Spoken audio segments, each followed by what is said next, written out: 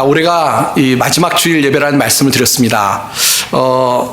올해 어떻게 사셨습니까? 후회 없이 잘 사셨나요? 아니면 어떤 한 해를 보내면서 그때 그렇게 써야 되는데 라는 후회가 있으신지요? 우리가 그런 이야기를 아마 이 노래 대중 가요였던 것 같은데요. 나는 참 바보처럼 살았군요 라는 그런 노래 가사말이 있습니다. 정말 이 바보처럼 살아서 바보처럼 살았다고 노래를 하는 건지, 뭔가 후회가 돼서 난 참 바보처럼 살았군요 라고 하는 것인지, 아니면은 뭔가 이 바보라는 말이 부정적인 것이 아니라 긍정적으로 세상 사람들은 어떻게 볼지 모르지만 나는 그래도 참 내 생각대로 살았구나 라고 해서 이 바보처럼 살았군이라고 하는지는 모르겠습니다만, 올 한 해 보내면서 어떻게 사셨는지, 혹시 바보처럼 사신 것은 아닌지, 아니면은 좀 똑똑하고 지혜롭게 사셨는지 한번 우리가 돌아보는 시간을 갖는 것이 한 해를 마감하면서 중요하다는 생각을 갖습니다. 이 바보처럼 살았다는 이야기를 하니까 생각나는 게 있습니다. 전 개인적으로 바보처럼 산다는 것이 부정적인 의미라고 생각지 않습니다. 한국에 몇 번 소개를 드렸는데요. 이 장기려 박사님이라는 분이 계셨습니다. 의학 박사셨죠? 아주 유명한, 한국의 유명한 의사 선생님이셨는데, 신앙이 좋은 분이셨습니다. 그래서 이 신앙이 좋다는 것은 하나님을 잘 믿고 섬기는 것 뿐만 아니라 실제 신앙인으로서, 의사로서 많은 사람들에게 정말 귀한 봉사, 섬김의 사심을 사셨던 분으로 알려져 있습니다. 그래서 이 장기려 박사님의 별명이 이 바보 의사였습니다. 그러니까 선생님은 의사 선생님인데 사람들이 바보 의사라고 부르는 그런 분이셨습니다. 물론 의학 박사인 분에 대해서 바보 의사라고 부르는 것이 뭔가 모자라서 바보 의사라고 부른 것은 분명히 아니었겠죠. 그것은 아니고 이분의 삶이 세상 사람이 보기에는 너무 바보 같은 거예요.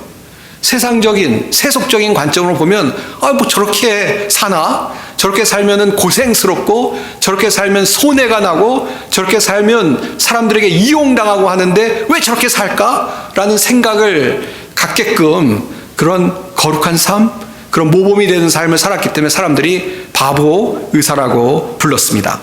한 번은 이분이 자기 이제 친한 후배분하고 이야기했던 것을 이 후배분이 글에 이렇게 어떤 분에게 이야기를 해서 글로 남긴 이야기가 있는데요.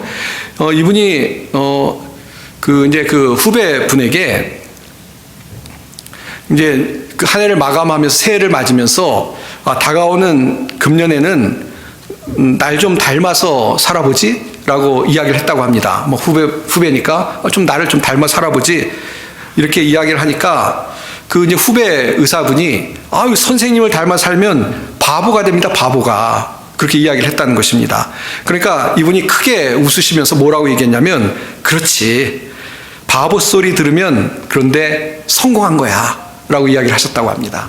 그러니까 바보처럼 살라는 그런 교훈을 주면서 바보처럼 살면은 안 된다라는 생각을 갖고 있는데, 사실은 그게 아니고 좀 바보처럼 살면 성공한 거야. 그러니까 바보처럼 산다는 것이 세상 사람이 보기에는 미련하고 어리석은 것처럼 보이지만, 이분 생각에, 이분 믿음의 사람의 생각에 바보처럼 사는 것, 그러니까 다른 사람들을 섬기고 또 다른 사람들을 위해서 희생하고 봉사하고 하는 것은 세상적으로 보면 바보 같지만, 그러나 그것은 정말 하나님이 보시기에 성공한 것이고 의미 있는 것이다, 귀한 것이다 라는 이야기를 하셨다는 것입니다. 올해 그래서 어떻게 올해 좀 바보처럼 사셨는지 모르겠습니다. 아니면은 올해 살면서 바보라는 이야기는 좀 듣기에 좀 거북스러울 만큼 좀 영악하게 한 해를 보내셨는지, 아마 각자 좀 돌아보면서 나는 어떻게 살았지? 라는 생각을 해보면 참 좋을 것 같습니다. 우리가 어떻게 인생을 할 것이냐 참 중요한데요. 근데 예수님께서 오늘 제자들에게 어떻게 살 것인지에 대해서 아주 간결하고 분명하게 말씀하신 내용이 오늘 성경의 본문입니다. 우리가 23절 말씀 보았는데요. 아무든지 나를 따라오려거든 이라고 23절이 시작됩니다. 그러니까 예수님을 따라오려면 이렇게 살아야 된다, 이렇게 말씀을 하시는 거죠. 그러니까 예수님을 따라오려거든 어떻게 살아야 되는지 이제 예수님이 말씀을 하시는데, 첫 번째 우리가 생각할 것은 예수님을 따라가는 삶입니다. 그렇죠? 우리가 인생을 살아가는데 어떻게 살 것이냐, 이게 중요하죠. 막 살 수는 없지 않습니까? 근데 우리가 예수님의 은혜로 구원을 얻고 하나님의 자녀가 되었고, 예수님을 우리의 주라고, 우리의 구세주라고 부르고, 예수님을 정말 믿고 예수님을 내 마음에 모시고 살아가는 예수님의 제자라고 이야기하는데요, 무엇보다도 우리가 어떻게 살 것이냐 할 때 주님을 따르는 삶을 살아야 된다라는 것을 다시 한번 예수님의 말씀을 통해서 우리에게 도전을 주고 계시다는 것입니다. 그러니까 주님을 따르는 삶이 아니라 그저 내가 살고 싶은 대로 사는 것, 그건 아니죠. 우리 주님을 따르는 삶이 우리의 진정한 예수님의 자녀들의 삶, 또 예수님의 제자의 삶이 되어야 된다라는 것을 다시 한번 우리가 분명히 기억해야 되겠습니다. 요한복음 12장 26절에 보시면요, 사람이 나를 섬기려면 나를 따르라. 나 있는 곳에 나를 섬기는 자도 거기 있으리니 사람이 나를 섬기면 아버지께서 그를 귀히 여기시리라. 우리가 하나님께 귀히 여김받는 게 중요하겠죠. 인생을 살아가는데 하나님이 계시고 하나님이 모든 것을 다스리시고 하나님이 주인이 되시는데, 하나님께 귀하게 여김받는 그런 삶을 사는 것이 얼마나 귀하고 복된 것입니까? 근데 예수님이 뭐라고 말씀하시냐면, 그러려면 나를 따르라고 말씀하고 있습니다. 주님을 따르는 것이 중요합니다. 올 한해 어떻게 사셨는지 모르겠습니다만 우리의 삶의 목표를 다시 한번 분명히 정해야 되겠는데, 우리가 주님을 따르는 삶을 살겠다라는 삶의 목표를 정하고 살아갈 수 있는 우리 성도님들이 다 되시길 바랍니다. 오늘 우리 예배에 나오신 분들은 이미 주님을 믿고 주님을 섬기는 삶을 살아가시는, 주님을 따라가는 성도님들이신데요, 다시 한번 굳게 마음속에 주님을 따르는 삶을 살아야지, 이런 각오를 다지는 우리 성도님들이 다 되시길 바랍니다. 자, 근데 이제 주님을 따르는 삶을 사는데 어떻게 사는 것이 주님을 따르는 삶이냐, 그게 중요한 것이죠. 주님을 따르는데 도대체 어떻게 주님을 따라가야 될 것이냐는 것이 중요한데, 주님께서 두 가지를 크게 말씀하고 있습니다. 하나는 뭐냐면, 나를 따라오려거든 뭡니까? 자기를 부인하고. 첫 번째는 자기를 부인하라고 말씀하십니다. 주님을 따른다라는 것은 자기를 부인하는 것이다 라고도 이해할 수 있고요, 주님을 따르는 사람은 자기를 부인하는 사람이기 때문에 주님을 따른다라는 것이 자기를 부인하는 그런 엄청난 결단이 있는 삶이다라는 것을 우리가 알 수가 있는 것입니다.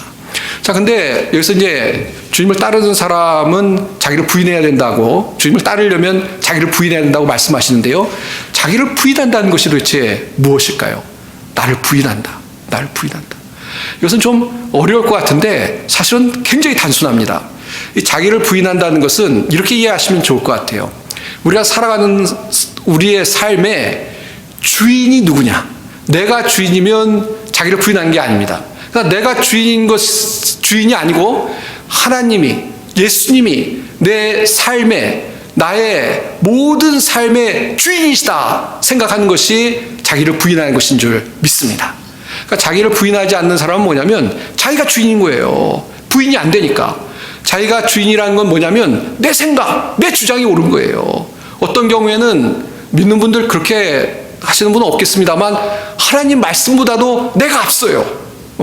내 마음에 하나님 말씀이 마음에 안 들면 안 들으려고 해요. 순종하지 않으려고 해요. 그럼 그게 뭡니까? 나를 부인하는 것입니까? 부인하는 것이 아니에요.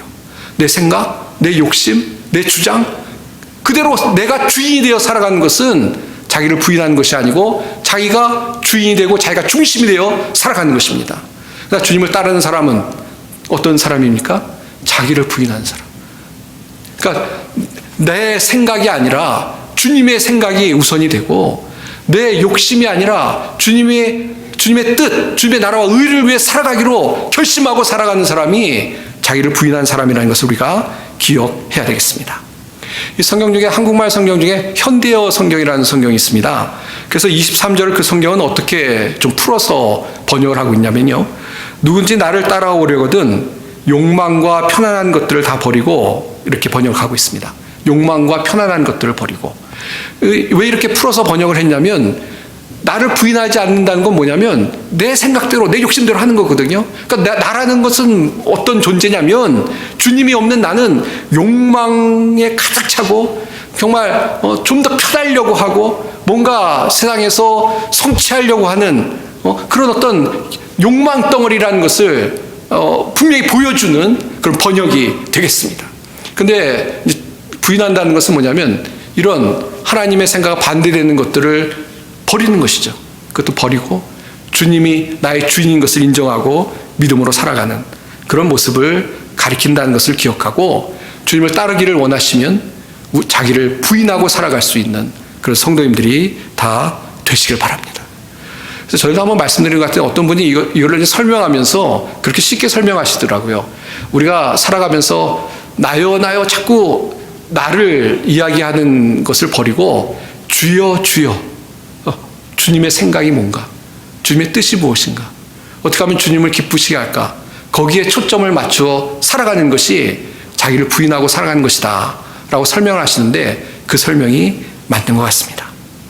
사랑하는 성도 여러분, 올해 2025년 어떻게 주님을 정말 따른다고 하면서 자기를 부인하는 그런 삶을 살아오셨습니까? 아니면은 항상 나를 부인해야 된다는 거 알면서도 부인하는 삶이 주님을 따라가는 삶인 것을 알면서도 혹시 내가 항상 중심이 되고 내가 우선이 된 것은 아니었는지 각자를 돌아보면서 좀 결단을 하고 2026년을 맞는 우리 성도님들이 다 되시길 바랍니다. 예. 자기를 부인해야 됩니다. 자, 그 다음에 이제 두 번째는 뭐냐면요. 날마다 제 십자가를 지고 나를 따를 것이니라 그랬습니다. 십자가를 지고 나를 따라야 된다. 우리가 이 주님을 따라가는데 지고 따라가는 게 있어요. 뭘 지고 따라가야 됩니다. 근데 주님을 따라가는 데 있어서 지고 따라가는데 물론 세상의 짐을 지고 따라가서는 안 되겠죠.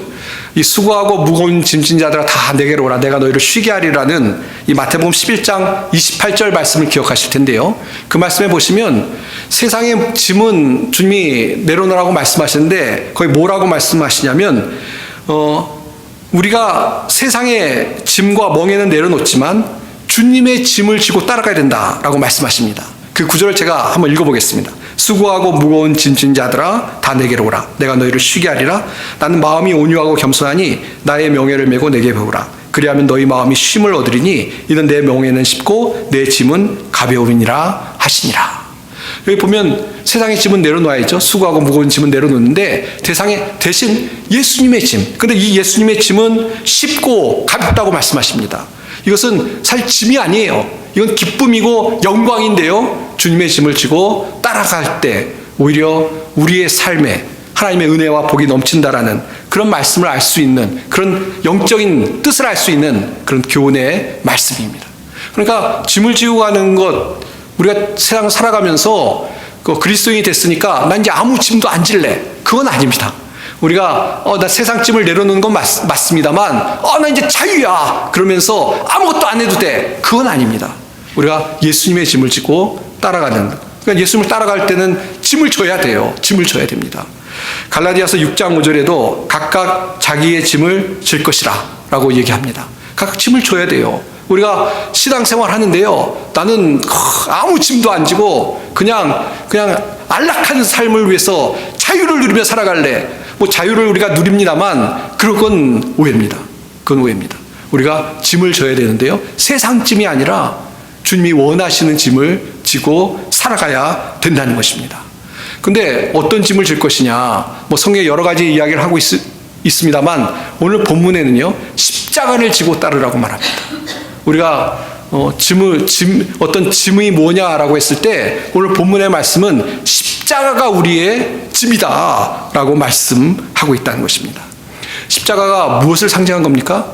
물론 십자가가 가장 중요하게 우선되게 상징하는 것은 죽음입니다. 죽음. 십자가 그러면 이 죽음을 떠올리셔야 되는 것이죠. 그러니까 오늘 본문의 말씀 예수님을 따르려면 어떤 짐을 지고 따라야 하냐면 죽음이라는 짐까지 지고 주님을 따를 각오가 있어야 된다는 것입니다. 뭐 사실 각오가 아니라 진짜 죽으면 죽으리라는 그런 신앙의 결단과 헌신으로 주님을 따라가야 된다라고 말씀하고 있다는 것입니다. 그래서 사도 바울이 이 고린도 전서 15장 31절에 보면 이런 고백을 하죠. 형제들아, 내가 그리스도 예수 우리 주 안에서 가진 바 너에게 대한 나의 자랑을 두고 단언하노니 나는 날마다 죽노라. 날마다 죽노라. 물론 사도 바울이 날마다 죽지는 않았습니다만 어떤 신앙의 고백을 지금 알 수 있는 겁니까? 날마다 죽으면 죽으리라. 주님을 위해서 죽으면 죽으리라. 기쁨으로 죽겠다라는 각오로 주님을 따랐다라는 것을 알 수 있는 구절입니다. 그래서 우리가 주님을 따를 때 어떻게 따라야 되겠습니까? 정말로 하나님의 영광과 또 하나님의 나라와 의를 위해서 죽기를 각오하고 주님을 쫓아갈 수 있는 그런 우리가 되어야 된다는 것을 보여주고 있는 말씀인 것입니다. 그러니까 주님을 따른다고 할 때 그냥 따르는 신용만 해서는 안 된다는 것입니다. 따르는 척 아니면은 이렇게 어떤 한계를 정하여 난 요것만 따르고 끝. 그 이상은 불편할 거야. 그래서는 안 되고 주님을 진짜 따른다라는 것은 정말 주님이 원하시는데 가라면 가는 앞으로 나아가라면 나갈 수 있는 그런 믿음으로 살아가야 된다는 것을 우리에게 말씀해주고 있는 것입니다. 이 모리슨이라는 분이 이런 이야기를 했어요. 십자가를 진 이들은 편도 여행이었다. 돌아오지 않았다. 이게 무슨 얘기입니까? 우리가 그러니까 주님을 따르기 위해서 십자가를 졌다는 것은 돌아올 생각을 안 한다는 겁니다. 돌아갈 비행기 편도 그러니까 원웨이 티켓을 끊는다는 것은 라운드 티켓이 아니고 돌아올 생각을 안 하는 거예요. 나 이제 돌아오지 않는다. 그런 각오로 신앙생활을 해야 된다라는 것을 가르쳐주는 말씀인 것입니다. 사실 예수님께서 그 미랄에 관한 비유를 말씀하셨는데요. 미랄이 열매를 맺으려면 어떻게 해야 된다고 말씀하시는지 기억하십니까? 죽어야 된다고 얘기합니다. 미랄이 썩어야 죽어야 열매를 맺는다라고 말씀하시면서 예수님의 말씀의 핵심은 뭐냐면요. 우리가 신앙생활 하는데 정말 우리가 죽는 정말 썩어지는 그런 모습으로 살아가야 열매를 맺을 수 있다라고 말씀하고 있는 것입니다. 그래서 뭔가 그냥 죽지 않고 살아서 꿈틀대고 그래서 뭔가 도망가려고 하고 한계를 짓고 그렇게 살아서는 열매를 맺을 수가 없다는 것입니다. 사도행전에 보면 그 아나니아와 삽비라 이야기가 나오고 있습니다. 이 아나니아와 삽비라 이야기는 굉장히 해피엔딩이 아닌데요. 이 아나니아와 삽비라가 자기의 소유인 땅을 팔고 그 사도들한테 이걸 바쳤는데, 근데 그 땅을 팔고 그걸 다 바친 척 했습니다만 사실은 다 바치질 않았습니다. 그리고 다 바쳤냐고 했을 때 거짓말을 했죠. 다 바쳤다고. 그래서 이제 결국은 비극으로 끝나는 그런 이야기인데요. 근데 거기 보면 왜 아나니아와 삽비라가 자기의 소유를 팔아서 바쳤는지 그 이유를 설명하는 내용이 그 앞부분에 나와 있습니다. 그 앞부분에 보시면 이 사도행전 4장 36절부터인데요. 이 근데 바나바의 이름은 원래 요셉이었죠. 근데 요셉이라는 사람이 바나바로 불리는, 우리가 잘 아는 바나바라고 불린 이유는 이 바나바란 뜻이 원래 위로의 아들, 그러니까 위로를 잘했나 봐요. 어렵고 힘든 사람들, 낙심한 사람들에게 찾아가서 격려하고 위로를 잘했기 때문에 요셉이라는 이름이 있습니다만 이 바나바란 이름으로 불렸는데요. 이 바나바가 어느 날 자기 밭을 팔아서 그 값을 가지고 사도 앞에 와서 바쳤습니다. 이제 어렵고 힘든 사람에 쓰라고 바쳤어요. 근데 이 아나니아와 삽비라가 그것을 보고 그리고 나서 자기의 소유를 팔아서 갖다 바친 것으로 사도행전에 보면 이야기가 연결되고 있습니다. 그래서 우리가 좀 거룩한 상상력을 이 문맥 안에서 발휘해 보자면 아나니아와 삽비라가 보니까 바나바가 그렇게 자기의 밭을 팔아서 바친 모습이 너무 보기 좋았던 거예요. 또 사람들이 얼마나 칭찬을 했겠습니까? 야, 대단하다. 신앙 좋다. 그렇지 않아도 이름을 바나바라고 불릴 정도로 칭찬을 받고 그런 사람이었는데 그렇게 좋은 일을 하니까 얼마나 사람들이 이야기를 했겠어요? 아마 그래서 아나니아와 삽비라가 자기의 어떤 소유를 팔아서 그것을 가지고 온 것으로 분명히 보여집니다. 자, 근데 문제는 뭐였습니까? 다 팔아서 다 갖고 와서 바쳤으면 얼마나 좋았겠어요. 근데 그럴 마음이 없었던 거죠. 다 하나님께 드리는 마음이 없기 때문에 다 바쳤다라고 바치지 않으면서 거짓말을 했던 것으로 보여집니다. 그러니까 거짓말까지 이제 점점 이게 어떻게 보면 죄가 잘하게 된 것이죠. 자, 무슨 말씀을 드리려고 그러냐면, 하나님 앞에 헌신할 때요, 이 척하는 것의 문제를 성경이 이야기하고 있다는 것입니다. 우리가 주님을 따르는데요, 따르려면 제대로 따라야 되는 것입니다. 주님을 따르려면 정말 십자가를 지고 주님을 따르는 모습이 있어야지, 십자가를 지는 척, 아니면 십자가가 아니라 그냥 뭔가 따른다고 하면서도 아무 어떤 짐 없이 그냥 나는 홀가분한 마음으로 따르겠다, 그냥 따르는 척은 하지만 정말 진실함이 없다면 그것이 문제가 될 수 있다는 것입니다. 우리가 주님을 따를 때는 십자가를 지고 따르는 그런 신앙의 결단과 또 우리의 신앙의 모습이 있어야 될 줄로 믿습니다. 예. 전에 한번 말씀드렸나요? 제가 캐자에서 이제 직원을 뽑게 됐습니다. 운전 기사가 한 명 필요해서 기사를 이제 뽑게 됐는데, 한 친구가 와서 이제 인터뷰를 보게 됐습니다. 근데 이제 인터뷰를 보면서 우리는 선교단체니까 기독교인을 뽑는다, 그렇게 이제 이야기를 했는데, 이 친구 그 이력서를 보니까 캐톨릭으로 적혀 있었어요. 그래서 우리는 그 캐톨릭 신도가 아니라 개신교 신도를 뽑았으면 좋겠다. 왜냐하면 우리가 선교 일을 하고 있고 그 일을 하고 있기 때문에 그것이 어떤 그 자격 조건이 된다라고 이야기를 했는데, 근데 어떤 일이 있었냐면 그 친구가 나 지금 이 자리에서 개종하겠다 딱 그러더라고요. 개종 딱 하겠다고. 예.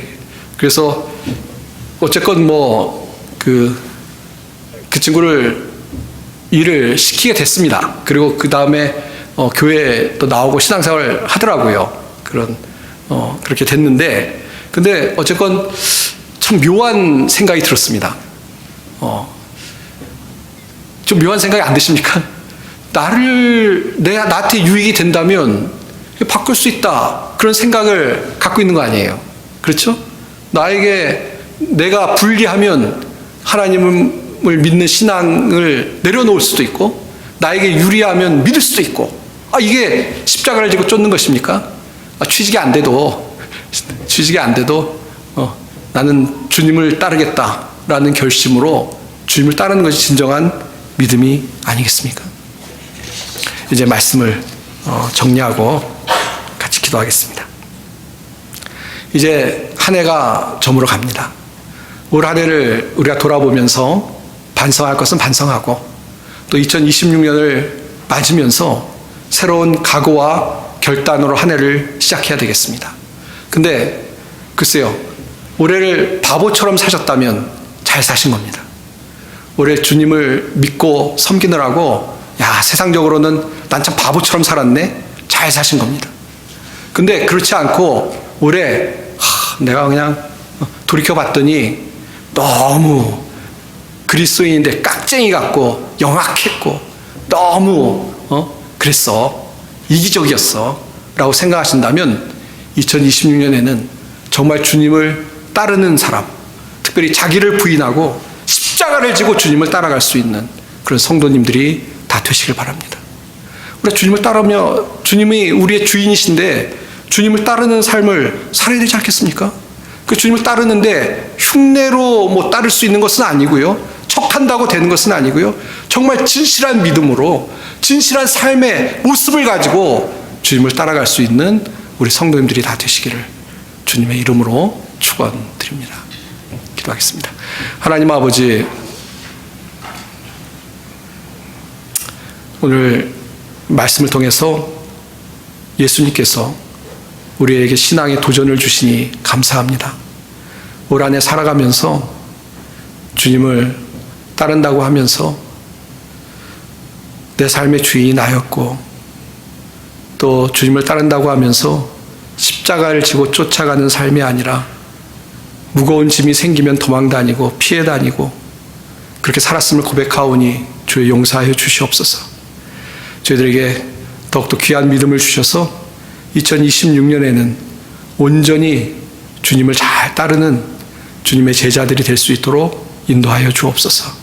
우리 사랑하는 성도들, 주님을 따를 때 하나님이 귀히 여기신다고 하셨는데 온전히 주님을 따라 살아가서 정말 주님께 귀히 여김을 받는, 주님의 은혜와 축복을 받는 우리 성도들이 다 될 수 있도록 함께하여 주시옵소서. 감사드리며 우리 주 예수님의 이름 받들어 간절히 기도하옵나이다. 아멘.